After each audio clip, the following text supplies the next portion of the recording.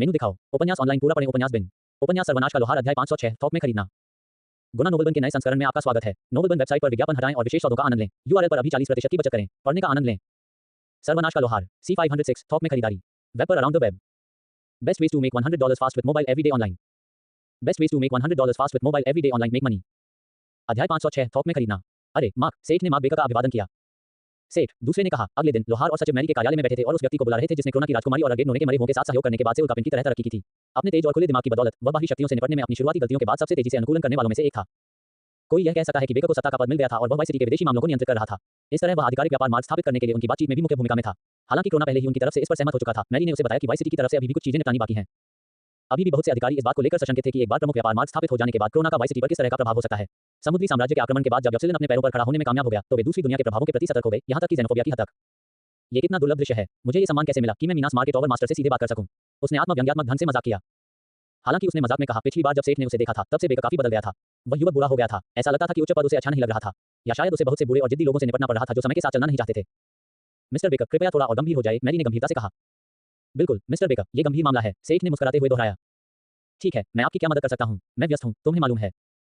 Mary ने सेठ की ओर देखा अपना व्यवसाय बताने के लिए। लोहार संचार क्रिस्टल पर झुका। मैं एक लोहार हूं, मैं हथियारों का व्यापार करना चाहता हूं, मुझे और क्या चाहिए? वह रुका। डब्ल्यू कुछ भी नहीं खरीदेगा, मार्क ने कहना शुरू किया, लेकिन सेठ ने उसे बीच में ही रोक दिया। मैं आपके पॉलिके ने कवच का ऑर्डर देना चाहूंगा, उन्होंने बेकर को बताया। ये सही है, सेठ को यही याद था। मैरी ने उसे वाइस सिटी के आधुनिक शैली के कवच के बारे में बताया था जो डेल्टा के बाजार में बाढ़ की तरह आ गए थे। क्या इसका मतलब यह नहीं है कि वे उन्हें बड़ी संख्या में बनाने में सक्षम थे? ये वही था जिसकी सेठ को जरूरत थी। पब फ्यूचर द्वारा विज्ञापन। जब उसने देखा कि दूसरा आदमी अवाक है तो वह अपनी हंसी रोक नहीं सका। बेकर ने अपने विचारों को इकट्ठा करने के लिए एक पल लिया। तो फिर इन्हें हमारे खुदरा विक्रेताओं से खरीद लो। तुम मुझे इस बारे में क्यों बुला रहे हो? बेकर ने झल्लाकर पूछा। क्योंकि मुझे छूट चाहिए। अरे, मुझे इसे किसी महंगे रीसेलर से क्यों खरीदना चाहिए जब मैं किसी पुराने परिचित से सौदा कर सकता हूं? और तुम्हें क्या लगता है कि मैं इसे तुम्हें सस्ते में बेच दूंगा? तुमने भी मुझे उन नीलामी में कोई फायदा नहीं दिया। बेशक मैंने नहीं किया, मैं तो बस एक गरीब लोहार हूं। आप सरकारी अधिकारी थे और अब भी हैं। हालांकि मैं आपसे अपने दिल की भलाई के लिए मुझे छूट देने के लिए नहीं कह रहा हूं। बेकर ने आह भरी, मैं सुन रहा हूं। मैं थोक में खरीद रहा हूं और व्यापार मार्ग चालू होने के बाद यह आपके कवच के लिए एक बढ़िया विज्ञापन होगा। लोहार ने संक्षेप में कहा। बेकर अभी भी उसे घूर रहा था जैसे उसे कुछ समझ में नहीं आया हो। मैरी, तुमने उसे मार के लिए हमारी योजना के अनुसार सुरक्षा उपायों के बारे में सूचित किया था, है ना? उन्होंने आश्वस्त किया। मैंने उनके लोगों को दस्तावेज भेजे थे। आपका मतलब है कि यह गोलेम सैनिकों के बारे में है जिन्हें आप गार्ड के रूप में इस्तेमाल करना चाहते हैं? बेकर ने बात समझी। बिल्कुल, जरा सोचिए, जब रास्ते की रक्षा करने वाले गोलेम आपके पॉलिके ने कवच पहनेंगे तो यह वाइस सिटी के कारीगरों के लिए एक बहुत बड़ा प्रचार होगा, है ना? क्या आपको नहीं लगता कि यह छूट के लायक है? सेठ ने तर्क दिया। और तुम्हें कितने चाहिए? बेकर ने झिझकते हुए पूछा। खैर, हमने अभी तक इसका दूसरा भाग विकसित नहीं किया है, लेकिन मुझे लगता है कि हमें गोलेम के लिए कम से कम 200 कवच सेट की आवश्यकता होगी, उन्होंने अनुमान लगाया। 200 गोलेम के साथ, इसका मतलब है कि रास्ते में हर हैंगन ट्री पर 10-15 गोलेम तैनात करना। ये शुरू करने के लिए एक उचित संख्या लगती थी। प्रत्येक गोलेम एक उच्च स्तरीय खिलाड़ी के बराबर था। यह एक बड़ी ताकत थी जो पहाड़ों के खतरों से निपटने के लिए पर्याप्त थी उस समय जब लोग पेड़ पर रहते थे। 2-200, बेकर हकलाया। आप वास्तव में पूरे व्यापार मार्ग पर लोगों को तैनात करने का इरादा रखते हैं, है ना? अच्छा, एक असुरक्षित व्यापार मार्ग के लिए कौन टोल देना चाहेगा, है ना? सेठ ने जवाब दिया। पब फ्यूचर द्वारा विज्ञापन। इसके बारे में क्या मैं आपको मुफ्त में कवच दे सकता हूं और व्यापार मार्ग के संयुक्त प्रबंधन के लिए कोई रास्ता खोज सकता हूं? मार्क ने चालाकी से पूछा। अरे, अगर आप वाइस सिटी से माउंट आगरा तक व्यापार मार्ग के दूसरे आधे हिस्से को शांत कर देते हैं और उसकी सुरक्षा बनाए रखते हैं तो आगे बढ़ें। सेठ ने उस पर फेंका, यह अच्छी तरह से जानते हुए कि वाइस सिटी ऐसा करने के लिए अपने अभिजात वर्ग को जोखिम में नहीं डालने वाला था। वे ऐसा कर सकते थे। सेठ को यकीन था कि वाइस सिटी में ऐसा करने के लिए आसानी से पर्याप्त उच्च स्तरीय लोग मौजूद थे, लेकिन सेठ के विपरीत, जिसके पास गोलेम और पेड़ों के रूप में मुक्त श्रम था, साहसी लोगों के साथ सुरक्षा बनाए रखना बहुत महंगा पड़ता। बेकर ने थोड़ा शर्मिंदा होकर अपना गला साफ किया। चलो उस छूट के बारे में बात करते हैं। मैरी के साथ मिलकर उन्होंने बेकर पर दो तरफा हमला किया और कीमत कम कर दी। अंत में उन्होंने निर्माण लागत पर 150 सेट कवच खरीदे और 50 मुफ्त में प्राप्त किए। बेकर ने आश्वासन दिया कि उन्हें अगले कुछ दिनों में या अधिकतम एक सप्ताह में डिलीवर कर दिया जाएगा। सेठ को उनके आने का इंतजार करना होगा। यह इतना भी बुरा नहीं था क्योंकि मैरी ने उसे यह भी बताया कि पोर्टर का संदेश आया है। वे शिपमेंट के लिए भी तैयार थे। इस बीच उसे कुछ अन्य काम भी करने होंगे, अल्पविराम, जैसे कि जलसार की यात्रा। तुम्हें क्या चाहिए? जादूगरनी ने चिढ़कर पूछा। तुम अच्छे मूड में नहीं लग रहे हो, क्या कुछ हुआ है? उसने मासूमियत से पूछा। हाँ, किसी ने मुझसे इसे बनाने की विधि पूछने को कहा था, उसने झिड़कते हुए उत्तर दिया। ओह, मुझे ये सुनकर बहुत दुख हुआ। मुझे आज यहाँ आने के कारण पर बहुत बुरा लग रहा है। उद्धरण चिन्ह डॉट। मुझे मत बताओ, मैं आपसे कुछ चीजों को मंत्रमुग्ध करने के लिए कहना चाहता था, उसने शर्मिंदगी से उत्तर दिया। उफ, पब फ्यूचर द्वारा विज्ञापन। मैं तुम्हें ड्रैगन गोल्ड दूंगा, वह उसके चेहरे के सामने से लिया लहराता है। हाँ हाँ, बस मुझे सामान दे दो, मैं देखूंगी कि मैं क्या कर सकती हूँ। उसने रिश्वत की बात को देखते हुए अनिच्छा से हार मान ली। अल्पविराम। और एक और विचार था जिसे वह आजमाना चाहते थे। चूंकि सभी लोग अपनी यात्रा की तैयारी के लिए छुट्टी पर थे, इसलिए सेठ और अन्य लोगों ने डेल्टा में भोजन करने का निर्णय लिया। माँ, महान, मैं इसे भी खाने की मांग करता हूँ, पफल्स ने शिकायत की, क्योंकि मेज स्वादिष्ट भोजन से भरी हुई थी। पफ, तुम्हें पता है कि तुम रेस्टोरेंट के लिए बहुत बड़े हो गए हो। मैं बाद में तुम्हारे लिए कुछ खाने का सामान ले आऊंगा। मैं भी, माँ, मैं भी खाना चाहता हूँ। टैजेल भी शामिल हो गया। जरूर, मैं तुम दोनों के लिए कुछ लाऊंगा। दोनों हिंसक जानवरों को शांत करने के बाद वह अपनी बातचीत में लग गया। मीना, मुझे गोदाम में कुछ मिनोटॉर सींग मिले हैं, क्या वे शहर के किसी तहखाने से आए हैं? उसने बिल्लीनुमा जानवर से पूछा। हम, ओह हाँ, वहाँ एक लेवल 50 जनगॉन होना चाहिए जिसमें बॉस के रूप में मिनोटॉर हो। मुझे लगता है कि हमने उन्हें वहीं से लिया है, मिया ने काते हुए जवाब दिया। क्या आपको लगता है कि मिनोटॉर वाले और भी तहखाने हैं? लोहार ने कॉल खाते समय पूछा। हो सकता है, लेकिन लोग शायद उन सभी के लिए कतार में लगे हों। आप जानते हैं कि यह कैसा है, हफ्तों तक किसी एक पर छापा मारना मुश्किल होगा, माइक ने बताया। हम चलो एडवेंचर गिल्ड में चलते हैं और बाद में कालकोठरी देखते हैं। शायद मैं भाग्यशाली हूँ, सेठ ने सोचा। मिनोटॉर में अचानक इतनी दिलचस्पी क्यों? लिक्सिस ने तीखे स्वर में पूछा। एक मांस पाई से अचानक एक छोटा सा सिर बाहर आ गया। क्या सेठ एक मिनोटॉर रोबोट बनाने की योजना बना रहा है? पाई डाइविंग परी ने खुशी से कहा। क्या तुम्हें वे पसंद हैं, फिन? सेठ ने परी से पूछा। फिन ऐसा क्यों नहीं कर सकता? वे बड़े और मांसल हैं। फिन भी मिनोटॉर बनना चाहता है। उसने चीखते हुए कहा, एक बॉडी बिल्डर की तरह पोज देते हुए, जबकि वह कमर तक पाई में फंसा हुआ था। बेशक, मिनोटॉर्स जैसे क्रूर। तो फिर चलो गिल्ड में चलते हैं और देखते हैं कि क्या हमें आपका मिनोटॉर रोबोट बनाने के लिए कहीं से कुछ कच्चा माल मिल सकता है। लोहार ने प्रसन्नतापूर्वक सुझाव दिया। पब फ्यूचर द्वारा विज्ञापन कोफाई दानाप तक और अधिक अध्याय लाने में हमारी सहायता करें। संपर्क टॉस साइट में दान करें। मेनू दिखाओ। उपन्यास ऑनलाइन पूरा पढ़ें। उपन्यास बिन। उपन्यास सर्वनाश का लोहार अध्याय 507 बॉस खरीदना। गुना नोबेल बिन स्टोर में विशेष ऑफर के साथ आपका स्वागत है। उपन्यास से संबंधित उत्पादों पर सर्वोत्तम डील पाने के लिए यूआरएल पर प्रोमो कोड 6B95HKJN का उपयोग करें। शॉपिंग का आनंद लें। सर्वनाश का लोहार C507 बॉस खरीदना। Ads by PubFuture. अध्याय 507 बॉस खरीदना। डेल्टा के एडवेंचरर गिल्ड के बार में गपशप और हंसी का माहौल था। यह एक व्यस्त दृश्य था जिसमें कई लोग अपने क्वेस्ट चुनने के बाद आते या जाते थे। दिन के मध्य में भी एडवेंचरर और पार्टियां एकीकृत सराय में समय बिता रहे थे। अचानक प्रवेश करने वाले लोगों के एक नए समूह से धीमी फुसफुसाहट की आवाजें आने लगीं। क्या ये यूके के फर्मिनास मार से नहीं है? एक फुसफुसाहट सुनाई दी। हाँ, लेकिन उनके साथ वह आदमी कौन है? किसी ने उत्तर दिया। ओह, मुझे वह याद है। वह टूर्नामेंट के दौरान लोहार था, एक ने कहा। अब जब आपने ये कहा है तो आप सही हैं। जब वह उनकी गपशप सुन रहा था तो उक्त समूह काउंटर पर गया और क्लर्क से बात की। पाओलो, क्या तुम सुन रहे हो? एक आवाज ने उसे बातचीत में वापस ला दिया। ओह, मुझे खेद है, ये बस वह हकलाया। हाँ, हाँ, मुझे पता है कि तुम्हें मिनास मार से लगाव है, लेकिन तुम्हें अपना ध्यान खेल में लगाना होगा। हम जल्द ही एक कालकोठरी में जाने वाले हैं। अगर तुम्हें रणनीति नहीं पता है तो तुम सभी पूरी दौड़ को जोखिम में डाल रहे हो। उसके बचपन के माँ को दोस्त ने उसे याद दिलाया। पाओलो ने सिर हिलाया और वे पार्टी के बाकी लोगों के साथ अपनी रणनीति पर चर्चा करने लगे। ये तब तक जारी रहा जब तक माँ को की बारी नहीं आ गई। तुमने बात करना क्यों बंद कर दिया? अपने दोस्तों और पार्टी के सदस्यों की निगाहों का अनुसरण करते हुए उसने पाया कि उसके पीछे कोई खड़ा है। ये वही समूह था जो पहले आया था, मिनास मार के लोग। मुझे आपकी बातचीत में बाधा डालने के लिए खेद है, लेकिन मैं आपसे कुछ पूछना चाहता था। यह उस कालकोठरी के बारे में है जिसमें आपको आज भागना है। उनके सामने खड़े लंबे आदमी ने माफी मांगी और बोलना शुरू किया, लेकिन माको ने उसे बीच में ही रोक दिया। माको ने शत्रुतापूर्ण स्वर में कहा, चाहे आप हमें कितना भी प्रस्ताव दें या धमकाएं, हम इसे नहीं छोड़ेंगे। पाओलो को अपने दोस्त की इस हरकत पर थोड़ा आश्चर्य हुआ, लेकिन ऐसा नहीं था कि उसे समझ में नहीं आया कि वह क्या कह रहा है। ये बिल्कुल भी असामान्य नहीं था कि मजबूत दल या जाने माने गिल्ड छोटे गिल्ड और स्वतंत्र दलों को निर्धारित कालकोठरी छोड़ने के लिए मजबूर करते या रिश्वत देते। हालांकि उस आदमी के चेहरे पर आश्चर्य साफ तौर पर दिखा रहा था कि उसका यह इरादा नहीं था। जवाब देने से पहले उस आदमी ने अपनी कटी हुई दाढ़ी को एक पल के लिए सहलाया। मैं इसे आपसे छीनना नहीं चाहता था। मैं पूछना चाहता था कि क्या यह संभव है कि आप मुझे अपने साथ ले जाएं और बॉस को मुझे बेच दें? बॉस, पूरी पार्टी ने आश्चर्य से पूछा। Ads by PubFuture. ये पहली बार था जब उन्होंने इस तरह के अजीब सौदे के बारे में सुना, लेकिन किसी अजीब कारण से वे इसके साथ चले गए। खैर, कारण इतना अजीब नहीं था क्योंकि मिनास मार के लोहार ने उन्हें $50 बॉस के बदले में एक शानदार हथियार की पेशकश की। इसे स्वीकार न करना और भी अजीब होता। अल्पविराम। कालकोठरी का प्रवेश द्वार दानव जिले के किनारे पर एक मेट्रो स्टेशन था। इस हवा में एक अजीब सी भाप लटक रही थी और इसमें सड़े हुए अंडे और पत्तियों की थोड़ी सी गंध आ रही थी। उनका दल उस आदमी का इंतजार कर रहा था, या जैसा कि वे अब मिनास मार के टॉवर मास्टर को जानते थे। पाओलो को इस बात पर यकीन ही नहीं हुआ कि जिस आदमी ने उनके साथ चलने की पेशकश की थी और कहा था कि अगर वे बॉस को उसके हवाले कर दे तो वह उन्हें एक महान हथियार देगा, वह वास्तव में बहुत बड़ा आदमी था। क्या तुम्हें सचमुच लगता है कि वह आएगा? माको ने असुरक्षित भाव से पूछा। वह अपने बचपन के दोस्त के संदेह को समझ सकता था, बल्कि वह भी इस पर संदेह करता रहा। वे एक बड़े शहर में एक अनाम पार्टी थे। इस बारे में उनके द्वारा कल्पना किए जाने या किसी शरारत का शिकार होने की संभावना मिनास मार के प्रमुख जैसे किसी व्यक्ति से मिलने से कहीं अधिक थी। अरे, क्या तुम तैयार हो? एक आवाज ने उन्हें चौंका दिया। वह सचमुच आ गया। धुंधली भाप से एक लंबी आकृति दिखाई दी जो एक सुंदर इंद्रधनुषी लबादा पहने हुए थी। जैसे जैसे कपड़ा पहनने वाले के साथ हिलता गया, ये चलते बादलों और साफ आसमान का आभास देता रहा। पाओलो ने कभी इतना सुंदर लबादा नहीं देखा था, लेकिन क्या मिनास मार का मास्टर एक जादूगर था? युवासासी को अभी भी याद है कि टूर्नामेंट के दौरान लोग कहते थे कि वह एक लोहार था। नमस्ते सर, माको ने अभिवादन किया। नमस्ते सर, पाओलो और पार्टी के बाकी लोगों ने दोहराया। इतना सख्त होने की जरूरत नहीं है, बस मुझे से कहो। मुझे एक कुली के रूप में ले जाओ जब तक हम बॉस रूम तक नहीं पहुंच जाते। उसने थोड़ी शर्मिंदगी भरी मुस्कान के साथ पार्टी से कहा। पाओलो का दिल थोड़ा हल्का हो गया। ऐसा नहीं लगा कि master of ceremonial guild elite में से एक था। कुल मिलाकर मूड बेहतर हो गया। चलो एक बार अंतिम बार अपने उपकरणों की जांच करते हैं और फिर अंदर जाते हैं। माको ने उन्हें कालकोठरी में प्रवेश करने से पहले निर्देश दिया। इस कालकोठरी में केवल 5 अलग-अलग मंजिलें थीं, लेकिन यह एक भूलभुलैया वाली कालकोठरी थी जिसमें कई जाल और राक्षस थे, जिसके लिए पार्टी को बहुत सावधानी बरतनी पड़ी। सौभाग्य से उनके पास एक उन्नत चोर था जिस पर वे जाल का पता लगाने के लिए भरोसा कर सकते थे।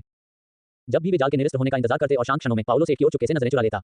ये वास्तव में वैसा ही था जैसा टावर मास्टर ने कहा था। वह बिना हमला किए या पार्टी का हिस्सा बने बिना बस साथ चल रहा था। उन्हें इस कालकोठरी से अनुभव की आवश्यकता थी। उनकी पार्टी 50वें स्तर पर पहुंचने वाली थी, फिर वे बी रैंक शिकारियों तक पहुंच सकते थे। तब वे वास्तव में बेहतर कमाने वालों में से एक होंगे। बी रैंक क्वेस्ट ने सी रैंक की तुलना में बहुत बेहतर भुगतान किया। शायद वे धीरे-धीरे सभी के लिए दुर्लभ उपकरण प्राप्त करने में सक्षम होंगे। सेठ ने जो हथियार देने का वादा किया था वह भी एक संभावित कदम था। हालांकि सर्वनाश ने उसे बहुत मुश्किल में डाला था, लेकिन पाओलो एक बेहतर भविष्य के लिए प्रयास कर रहा था और उसे पाने के लिए कड़ी मेहनत कर रहा था। कुछ मायनों में यह नई दुनिया उसके लिए अतीत की तुलना में बेहतर थी, जहां उसे हमेशा मुश्किलों का सामना करना पड़ता था, मुश्किल से सड़कों पर रहने से बच पाता था। माँ को भी ऐसा ही था। सर्वनाश भयानक था, लेकिन अब वे पहले से बेहतर स्थिति में थे।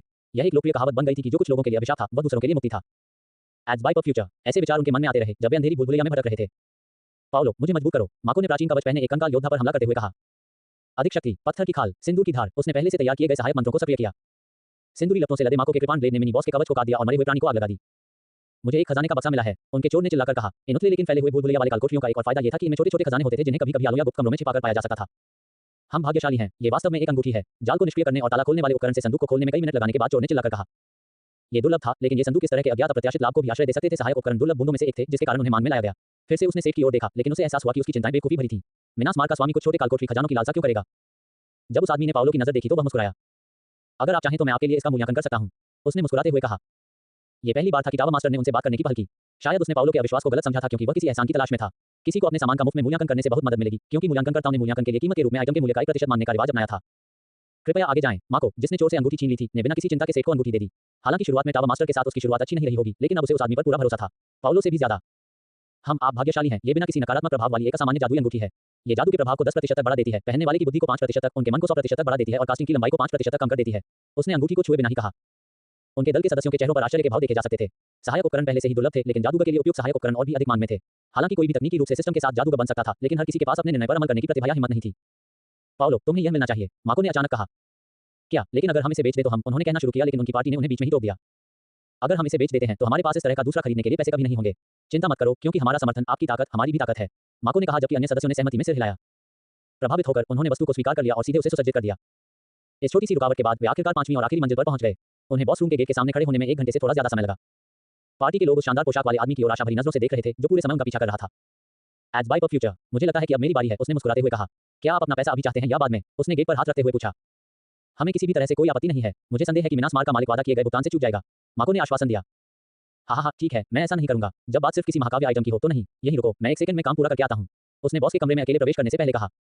पाओलो अभी भी केवल और महाकाव्य वस्तुओं पर रखा हुआ था जब तक कि उसे एहसास नहीं हुआ कि सेठ अभी बॉस रूम में घुसा है। क्या वह ठीक होने वाला था? अंदर से उन्हें अचानक मिनोटोर की हड्डियां कंपा देने वाली दहाड़ सुनाई दी, जो एक पागल सांड की तरह थी। बाहर भी फर्श बड़े भारी धमाकों से हिल रहा था, क्योंकि जानवर शायद हमला कर रहा था। पाओलो के दिमाग में पत्थर के फर्श की तस्वीर उभरी, जो उसके शक्तिशाली खुरों के नीचे टूट रही थी। लेकिन अचानक एक शक्तिशाली अंगूठा लगा और उसके बाद केवल सन्नाटा छा गया। क्या ये पहले ही खत्म हो चुका था? टावर मास्टर के हारने का कोई रास्ता नहीं था, लेकिन क्या उसने वास्तव में शक्तिशाली जानवर को इतनी जल्दी गिरा दिया था? माको, पाओलो और पार्टी ने दरवाजा थोड़ा खोलकर अंदर झांकने से पहले एक नजर डाली। कम से कम 1 या 4 मीटर ऊंचा वह शक्तिशाली जानवर फर्श पर संघर्ष कर रहा था, जिसे एक समान या उससे भी बड़े आकार के विशालकाय शूरवीर ने नीचे दबा रखा था। टावर मास्टर उसकी छाती पर खड़ा था और उसके दिल में एक बड़ा क्रिक्स मैसेज घुसा रहा था। संघर्ष और भी तीव्र हो गया, क्योंकि वह दर्द से चीखने लगा और फिर धीरे-धीरे शांत हो गया। यह एक ऐसा बॉस था जिसके साथ उन्हें मुश्किल से जीत हासिल करने के लिए घंटों तक लड़ना पड़ा, लेकिन यह आदमी जो चुपचाप उनका पीछा कर रहा था, एक सौहार्दपूर्ण मुस्कान के साथ कुछ ही सेकंड में इसे खत्म कर दिया।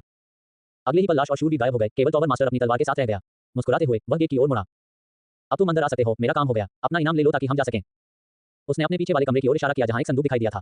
वे सभी अंदर गए और माको ने मुखिया से संदूक खोलने को कहा, क्योंकि उनमें से सबसे ज्यादा किस्मत वाला वह व्यक्ति था। चूंकि हम इनाम देने जा रहे हैं, तो चलिए मेरा कर्ज चुका देते हैं। आपको क्या सामान चाहिए? टावर मास्टर ने अचानक पूछा, जबकि वे चोर के लौटने का इंतजार कर रहे थे। क्या मैं इस बारे में अपनी पार्टी से बात कर सकता हूँ? चोर के वापस आने के बाद सभी ने चर्चा की कि क्या चुनना है। पार्टी माको के लिए एक हथियार चाहती थी और माको ने पाओलो के लिए एक छड़ी लाने का सुझाव दिया। मेरे पास पहले से ही अंगूठी है, हमें तुम्हें हमारे मुख्य मोहरा के रूप में एक अच्छा हथियार मिलना चाहिए, पाओलो ने कहा और हर कोई इसके पक्ष में था। माको से उनका निर्णय सुनकर टावर मास्टर ने पूछा, और तुम्हें कौन सा हथियार चाहिए? तुम तो कृपाण चलाते हो, है ना? हाँ, मैं तलवार भी चला सकता हूँ, लेकिन कृपाण सबसे अच्छी होगी, माको ने सहमति जताई। अगले ही क्षण चमकते कवच में एक शूरवीर टावर मास्टर के पास प्रकट हुआ, जिससे माको सदमे में पीछे हट गया। पफ, शांत हो जाओ, टावर मास्टर ने उसे पास आने के लिए इशारा किया। सेठ ने अचानक नाइक को गले लगा लिया। नहीं, उसने उसकी बैग उतार दी। ये काले चमकदार चमड़े से बनी एक बैग थी और उसे इसी तरह की सामग्री से बनी एक सादी म्यान बंधी हुई थी। इसे सेंगुइन सिल्वर याटागन कहा जाता है। उन्होंने उन्हें हथियार से परिचित कराया। जब उन्होंने इसके प्रभावों के बारे में बताया तो उनके जबड़े लगभग खुले रह गए और माको के घुटने कमजोर पड़ गए जब उसने सुना कि यदि उनके पास कभी अतिरिक्त धन हो तो किसी जादूगर द्वारा इसे और अधिक मंत्रमुग्ध किया जा सकता है। क्या आप इसे स्वीकार करते हैं? सेठ ने अंततः पूछा। हाँ, अगर मैं ऐसा न करूं तो यह मेरी मूर्खता होगी, माको ने खुशी से कहा। अच्छा, तो हमारा सौदा हो गया, आपका दिन शुभ हो। ये कहते हुए टावर मास्टर ने वापसी की कतार में कदम रखा और बिना एक और शब्द कहे गायब हो गया। एज बाय फ्यूचर, विज्ञापन हटाकर अपने पढ़ने के अनुभव को बेहतर बनाएं। कोफाई दानाप तक और अधिक अध्याय लाने में हमारी सहायता करें। संपर्क टॉस साइट मैप दान करें। मेनू दिखाओ। उपन्यास ऑनलाइन पूरा पढ़ें। उपन्यास बिन। उपन्यास सर्वनाश का लोहार अध्याय 508 शापित एस्टेरियन। गुना नोबेल बिन स्टोर में विशेष ऑफर के साथ आपका स्वागत है। उपन्यास से संबंधित उत्पादों पर सर्वोत्तम डील पाने के लिए यूआरएल पर प्रोमो कोड 6B95HKJN का उपयोग करें। शॉपिंग का आनंद लें। सर्वनाश का लोहार C508 Shapit एस्टेरियन। As by future. अध्याय 508 शापित एस्टेरियन। कालकोठरी के बाहर उसे वह रेस्टोरेंट मिला जहां उसके दोस्त पहले से ही इंतजार कर रहे थे। शाम हो चुकी थी। क्या तुम्हें वह मिल गया जो तुम चाहते थे? माइक ने उत्सुकता से पूछा। हाँ, ये वाकई बहुत बढ़िया है। मैं मिनास मार्ग वापस जाने और ये देखने के लिए बहुत उत्सुक हूं कि मेरा विचार काम करता है या नहीं। कवि ने प्रसन्नतापूर्वक उत्तर दिया। मीना ने मुस्कुराते हुए कहा, तो हमें वापस लौट जाना चाहिए। सेठ को उत्साहित देखकर वह भी खुश हो गई। पहले से ही फिन अभी भी सबके साथ थोड़ा और घूमना चाहता था। परी निराशा में कराह उठी। हम यहाँ कई घंटों से हैं, लिक्सिस ने टिप्पणी की। हाँ, लेकिन सेठ हमारे साथ नहीं था, फिन ने तर्क दिया। हम जल्द ही साथ में यात्रा पर जा रहे हैं, तब तुम उसके साथ जितना चाहो उतना समय बिता सकती हो, अर्धेस ने जवाब दिया। वह सही कह रही है, फिन। एक बार सब कुछ तैयार हो जाने के बाद हमें हाइपरबोरियास को खोजने के लिए शायद 2 या 3 सप्ताह तक यात्रा करनी होगी, सेठ ने समझाया। ये सुनकर कि वे एक बार फिर साथ यात्रा करेंगे, उसे काफी खुशी हुई। पार्टी भीड़ भरी सड़कों से वापस चली गई। रात के आसमान को देखते हुए वे डेल्टा के नए नजारे देख सकते थे। जैसे ही सूरज आसमान से चला गया, उनके सिर के ऊपर तैरते हुए द्वीप रहस्यमय रोशनी में चमक उठे। दूर की दृष्टि का उपयोग करते हुए सेठ उस विशाल संरचना को देखने में सक्षम था जिसे जलसर ने जल्दबाजी में बनाया था।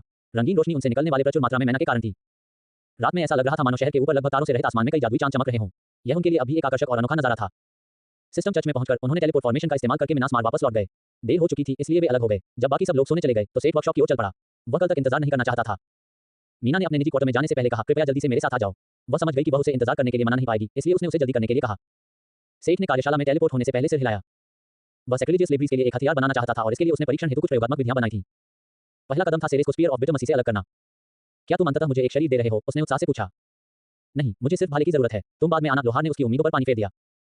एज बाय फ्यूचर, ये सही था क्योंकि पोल्टर के दादा अभी तक यहाँ नहीं थे, इसलिए उन्होंने कड़वी दया के भाले को फिर से बनाने का फैसला किया। ये पूरी तरह से कीमती धातु से बना था। ये कुछ गोलेम कोर के लिए पर्याप्त से अधिक था।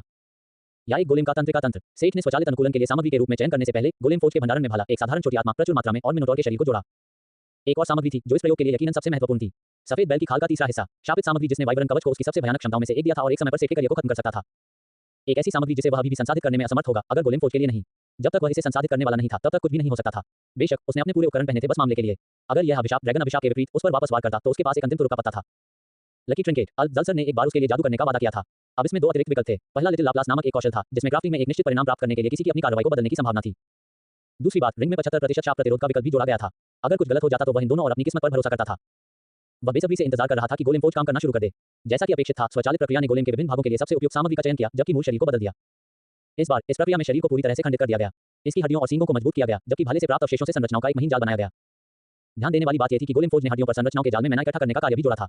सेठ ने अपने कुछ गोलेम के साथ और उन पर भी ऐसा ही किया था। हालांकि बेहतर मैना पुनर्जनन का प्रभाव सामग्रियों की लागत को उचित नहीं ठहराता। हालांकि इसका मतलब यह था कि एक गोलेम अपने सभी मैना खोने के बाद जल्दी से अपने पैरों पर वापस आ जाएगा, लेकिन ये सभी गोलेम के साथ ऐसा करने के लायक नहीं था। परिष्कृत सभी का नेटवर्क गोलेम कोर की छाती तक ले गया, जहां छोटी आत्मा को डाला गया था। संरक्षित मांस और मांसपेशियों को मजबूत कंकाल पर वापस जोड़ा गया। फिर सबसे महत्वपूर्ण क्षण आया। मूल त्वचा के बजाय गोलेम फौज ने अभी भी मांसल शरीर को फिर से त्वचा देने के लिए सफेद बैल की खाल को चुना। हालांकि सेठ ने किसी भी चीज के लिए तैयारी की थी, लेकिन जब कुछ नहीं हुआ तो उसने राहत की सांस ली। ये वैसा ही था जैसा उसने उम्मीद की थी। जब तक अभिशाप का कोई सीधा लक्ष्य नहीं था, तब तक ये ट्रिगर नहीं हुआ। आखिरी स्ट्रेचिंग के साथ तैयार मिनोटॉर गोलेम को गोलेम फौज से बाहर निकाला गया। इसने धीरे धीरे अपनी धुंधली आंखें खोली। आत्मा इतनी बड़ी चीज को शक्ति देने के लिए बहुत छोटी थी, लेकिन सेठ के पास इसके लिए एक कारण था, क्योंकि यह अभी भी खत्म होने से बहुत दूर था। अब जब फ्रेम पूरा हो गया था, सेठ ने छोटी आत्मा को फिर से पकड़ लिया और उसे गोलेम से निकाल लिया। जानवर की आंखें पूरी तरह से धुंधली हो गईं। उसने ऐसा इसलिए किया क्योंकि उसे मिनोटॉर की मूल आत्मा के लिए जगह बनानी थी, जिसे उसने इस बीच परिष्कृत किया था। ऐसा गोलमोल तरीका अपनाना जरूरी था, क्योंकि यह आखिरी कदम था। सेठ के पास ऐसा कोई खाका नहीं था और वह ऐसा नहीं बना सकता था जिसमें शव को विदेशी दवा से ढकना शामिल हो। चमड़े की इस प्रक्रिया की योजना बनाने के लिए उनके पास विशिष्ट ज्ञान का अभाव था। दुर्भाग्य से गोलेम फौज में एक एम्बलम गोलेम बॉडी की स्किनिंग और अपहोल्स्टरिंग के लिए बटन की कमी थी। सेठ ने इसकी तलाश की थी, उसने वास्तव में इसकी तलाश की थी। इस परिणाम को प्राप्त करने के लिए उसके पास स्वचालित अनुकूलन ही एकमात्र विकल्प रह गया। उनका अगला कदम मूल आत्मा को उसमें भरना था, एक शक्तिशाली पशु योद्धा की आत्मा जो अपने पिछले जीवन के बहुत से अनुभव और कौशल को बरकरार रखती है। ग्रेटर देन एज बाइप ऑफ फ्यूचर। लोहार ने केती कोइनन से वापस लाए गए लगभग 20 उलझे हुए आत्माओं को इसमें मिलाया था, जिससे इसका आकार इतना बढ़ गया कि यह विशाल लेवल तक पहुंच गया। आत्माओं को परिष्कृत करने के विकल्प की बदौलत ही उसे ऐसा करने में आत्मविश्वास महसूस हुआ। गोलेम के लिए कोई भी कवच इतना बड़ा नहीं था, लेकिन इस समय यह महत्वपूर्ण नहीं था। सेठ के पास अन्य योजनाएं थीं। कोर में नई आत्मा को शामिल करने से पहले इंटरफेस के अलावा जिस चीज से उसने आत्मा को जोड़ा था, वह थी सैक्रिलेजियस लेबरीज। गोलेम का हिस्सा बनना सही लगा, भले ही यह अगले कदम के लिए जोखिम भरा था। वह इस पर ऐसे काम कर रहा था जैसे वह किसी सम्मोहन में हो। जैसे जैसे प्रेरणा उसके अंदर भरती गई, जैसे ही उसने आत्मा को कोर में डाला, गोलेम के चारों ओर एक जादुई घेरा दिखाई दिया और सेठ ने आत्मा की इच्छाओं को जगाने के लिए गहरी राक्षसी गुनगुनाहट के साथ गाना शुरू कर दिया। उसके बगल में उसकी सूची से राक्षसी वीणा प्रकट हुई और धुन में शामिल हो गई। ये कुछ ऐसा था जो फौज ब्रांड शायद कभी नहीं कर पाया। कृत्रिम जीवन के लिए सेठ की अपनी विधि, या कुछ मामलों में पुनरुद्धार भी।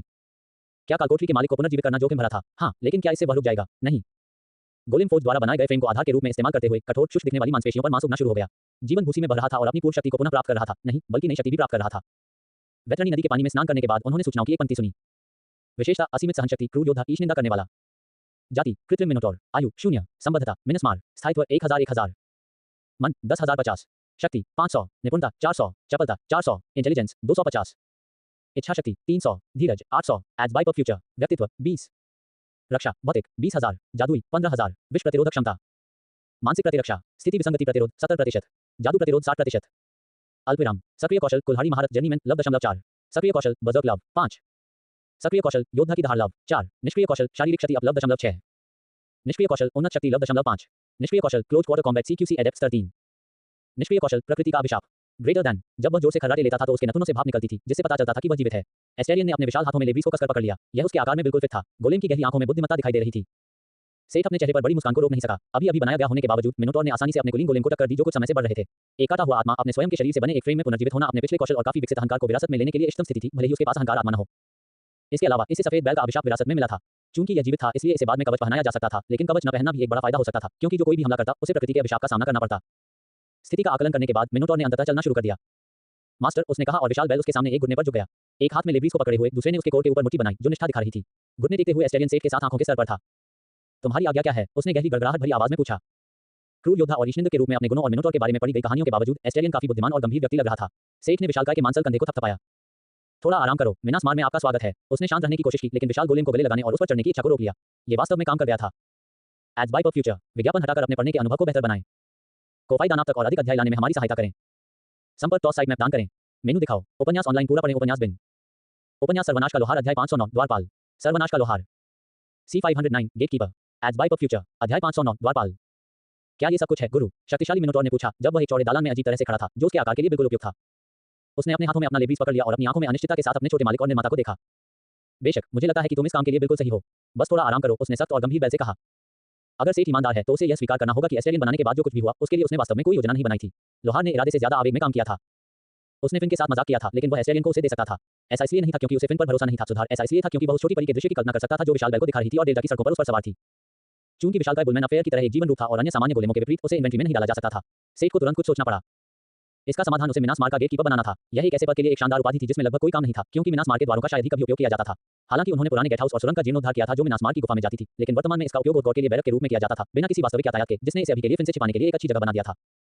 ये सबसे बढ़िया विचार था जो सेठ के दिमाग में आया जब उसने सोचा कि मिनोटॉर को कहां रखा जाए और इस गंभीर व्यक्ति के सामने अपनी प्रतिष्ठा बचाई जाए। एक जीवित प्राणी को बनाना और तुरंत यह स्वीकार करके अपनी प्रतिष्ठा खोना कितना शर्मनाक था कि उन्हें किसी कारण से नहीं बल्कि जिज्ञासा के लिए बनाया गया था। यह एक बुद्धिमान नवजात शिशु से कहने के लिए भी अच्छी बात नहीं लगती। हाँ गुरुजी, मैं अपनी जान देकर इस मार्ग की रक्षा करूंगा, एस्टेरियन ने तेज आवाज में घोषणा की। अरे अरे, थोड़ा शांत हो जाओ, लोग सो रहे हैं। वे तुम्हारे सहकर्मी हैं, इसलिए उनके साथ अच्छा व्यवहार करो, ठीक है? सेठ ने बेल को याद दिलाया जो अपनी विशाल कुल्हाड़ी को शानदार ढंग से लहरा रहा था। यदि आप ऊब जाते हैं तो आप बाहर जाकर क्षेत्र का पता भी लगा सकते हैं। उन्होंने यह बात तब कही जब उन्होंने उस बड़े योद्धा के बारे में सोचा जो पूरे दिन प्रवेश द्वार पर खड़ा रहता है। एज बाय फ्यूचर, जैसी आपकी इच्छा गुरुजी, मैं नियमित रूप से परिधि का निरीक्षण करूंगा, उसने अपनी गहरी आवाज में कहा, जो पहले से थोड़ी धीमी हो गई थी। उद्धरण चिन्ह डॉट डॉट डॉट। अच्छा, तो अब मैं चलता हूं, बहुत देर हो चुकी है। मैं कल फिर से तुमसे मिलने आऊंगा, सेठ ने कहा और भाग गया। वह ऐसे गंभीर लोगों से निपटने में अच्छा नहीं था। वह अपने शयन कक्ष में वापस आ गया, जहां वह मीना के साथ रात बिताने के लिए बैठ गया। अल्पविराम, सेठ सेठ, यहां से निकल जाओ अभी, एक क्रोधित आवाज ने उसे नींद से जगाया। स्थिति का आकलन करने के लिए उसकी एक आंख खुली। उसके क्वार्टर के प्रवेश द्वार से तेज दस्तक की आवाज सुनाई दे रही थी। जब उसे लगा कि उसकी नींद शायद खत्म हो गई है, तो उसे जगाने से बचने के लिए उसने मीना को धक्का दिया, जो सो रही थी और उसकी छाती पर लात टपका रही थी।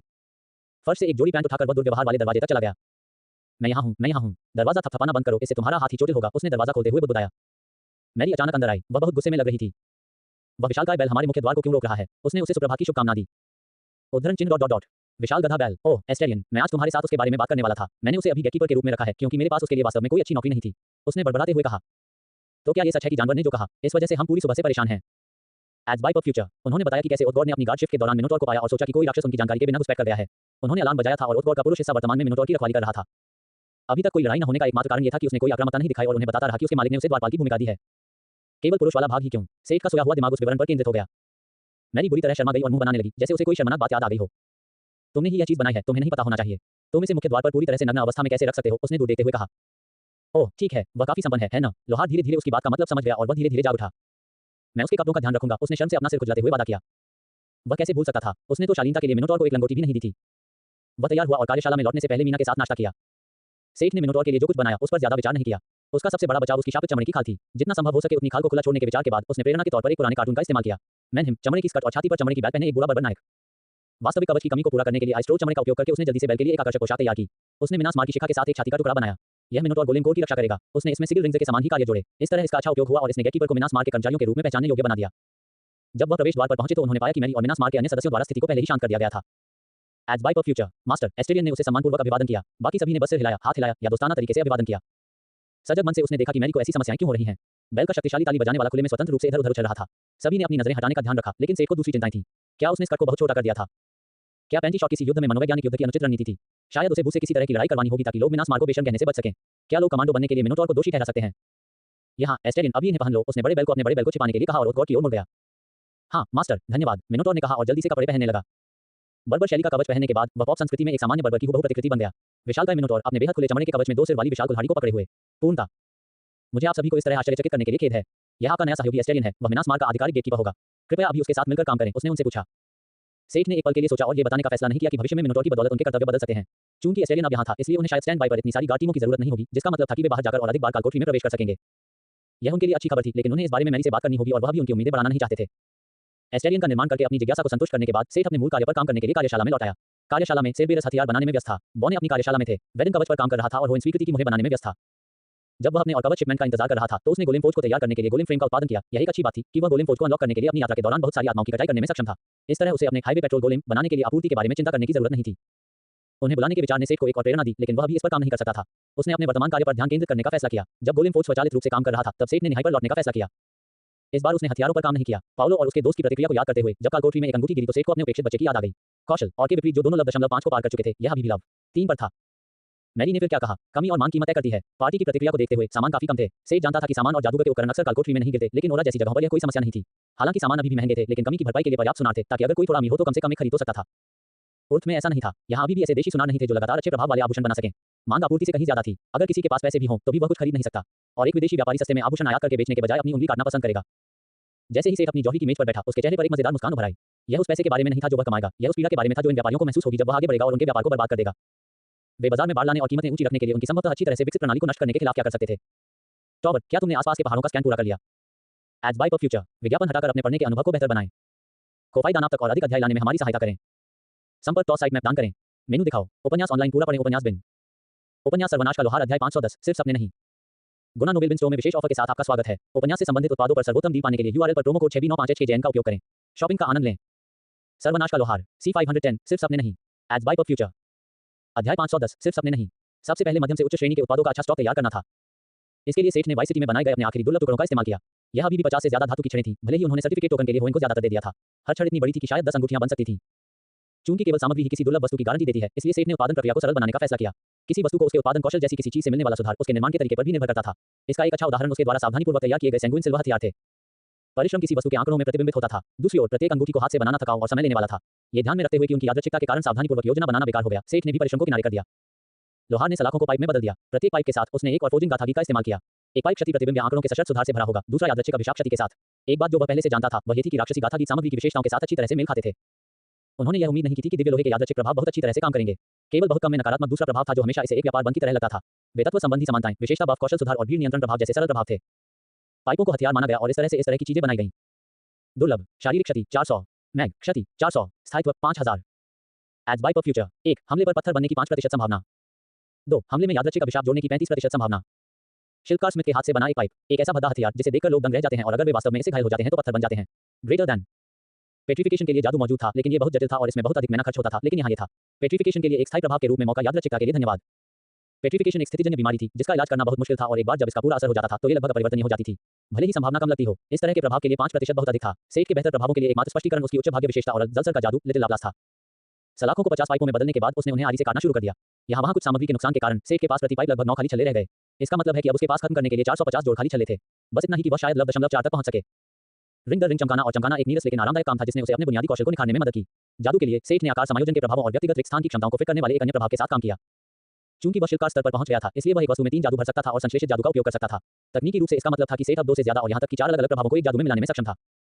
हालांकि उन्होंने इसे नजरअंदाज कर दिया था, या स्पष्ट रूप से कहें तो इन बेहतर जादू को संश्लेषित करने में बहुत समय और दिमाग लगा। इस काम के लिए अभी भी खिलाड़ी के समर्पण की जरूरत थी और सिस्टम ने इस कदम को अपने आप संभाले बिना केवल सहायता की। उसके पास खुद कुछ करने का समय नहीं था और इसके बजाय उसने पहले अपने फाउंडेशन पर काम करने का फैसला किया। इसका मतलब यह नहीं था कि उसके पास कुछ नहीं था। सेठ ने अपने जादू की सूची के लिए कुछ संश्लेषित जादू की नकल करने में कामयाबी हासिल की थी, जो उसने क्रोना के खजाने और ड्रैगन होर्ड में देखी थी, लेकिन उनमें से कुछ ही अंगूठियों के लिए उपयुक्त थे और उन्हें अभ्यास के बिना उनका उपयोग करने में कोई भरोसा नहीं था। उनमें सेठ की पसंद की सरलता का भी अभाव था। इसका दोष केवल इस तथ्य पर लगाया जा सकता है कि वह वस्तुओं को अलग किए बिना केवल आसान वस्तुओं की नकल करने में सक्षम था। अधिकांश सरल वस्तुएं जटिल विशेषता सुधारों का मिश्रण थी, जैसे कि एक एकल जादू शक्ति और चपलता में सुधार करता है। एक श्रोता को ये बहुत बड़ी बात लग सकती है। इन सरल जादुओं का उपयोग करके भी सेठ इन पर परत चढ़ा सकता है और अविश्वसनीय पावर अप वाली वस्तुएं प्राप्त कर सकता है ना? दुर्भाग्य से ऐसा नहीं है। एड्स बाय पर फ्यूचर। बेशक इसमें एक पेंच था। पेशेवर जादूगरों को प्रशंसा मिलनी चाहिए। वस्तुओं की तरह ही जादू जितना जटिल होता जाता है, जादूगर को उस वस्तु के संबंध में संतुलन बनाने और प्रभाव चुनने में उतनी ही सावधानी बरतनी पड़ती है जिस पर वह जादू कर रहा होता है। उचित परिश्रम और शोध के बिना सभी तरह की चीजें गलत हो सकती हैं, जिनमें सबसे छोटी चीज भयानक मन लागत हो सकती है।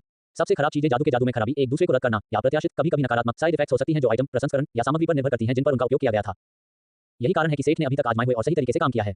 बुनियादी बातों को निखारें, और बुनियादी बातों को निखारने का सबसे अच्छा तरीका है कि हाथ से जटिल जादू से 450 से ज्यादा अंगूठियां बनाई जाएं।